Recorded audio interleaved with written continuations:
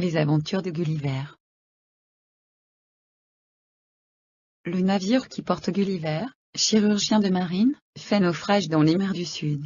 Vaisseau et équipage disparaît, sans sous les flots. Seul, Gulliver, nageur habile, se soutient longtemps sur la mer et atteint enfin un rivage inconnu. Là il s'endort, vaincu par la fatigue. À son réveil, il est bien surpris de se sentir attaché au sol par des liens aussi ténus que des fils d'araignée, et de voir cheminer sur son corps des milliers de créatures humaines pas plus hautes que son petit doigt. C'est que la mer l'a jeté dans l'île de Lilliput, et que sa grande taille ayant effrayé les petits habitants de ce pays, ils l'ont ligoté pendant son sommeil et maintenant l'emmènent dans leur capitale, sur un chariot après lequel s'attelle une véritable armée. Rassuré bientôt par la douceur de son captif, le souverain le remet en liberté. On le fait alors de toutes parts, et, dans la cour du palais, sur un fil de verre à soie, généraux et ministres dansent, comme nos acrobates sur la corde raide, pour le grand amusement de Gulliver. Un autre jour, le roi fait défiler toute son armée entre les jambes de son favori. S'émerveille alors de voir Gulliver marcher avec précaution au milieu de ces êtres minuscules et relever les pans de son habit pour ne pas enlever les toits des habitations. Son entretien est un peu onéreux pour les Lilliputiens. 6 bœufs, 40 moutons, du pain et du vin à proportion, forment son menu ordinaire. En revanche, il met sa force au service de ses petits hôtes et exécute rapidement tous les travaux qu'il désire. Une flotte ennemie menaçant le royaume, Gulliver se jette à la mer, s'empare des vaisseaux, et, d'une seule main, les ramène prisonniers.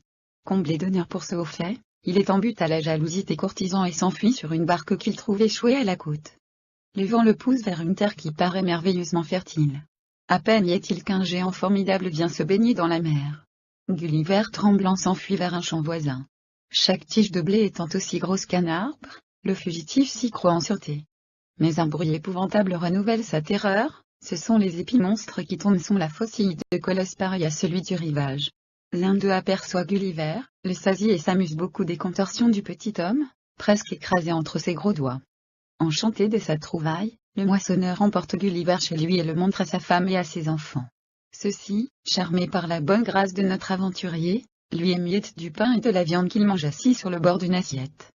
Soudain surviennent 2 énormes chiens, et bien vite Gulliver se blottit dans la main de la fermière. Mais bientôt rassuré par la douceur de ces bonnes bêtes, il se met à califourchon sur le nez de l'un d'eux, un lévrier aussi haut qu'une girafe. Nouveau et plus sérieux danger.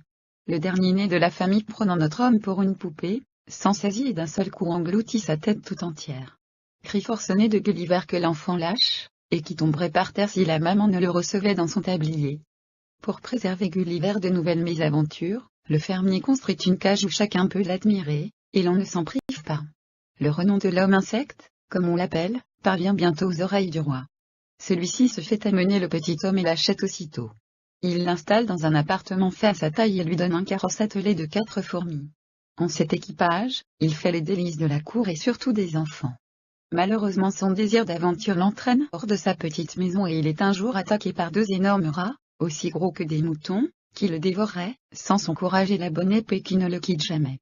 Un événement singulier, qui semble devoir causer la mort de notre héros, lui permet au contraire de revoir sa famille. Un aigle ayant enlevé la petite maison, s'envole vers la mer, mais attaqué par d'autres aigles, il laisse tomber sa proie. Un navire anglais, qui passait par là recueille Gulliver et le ramène dans sa patrie.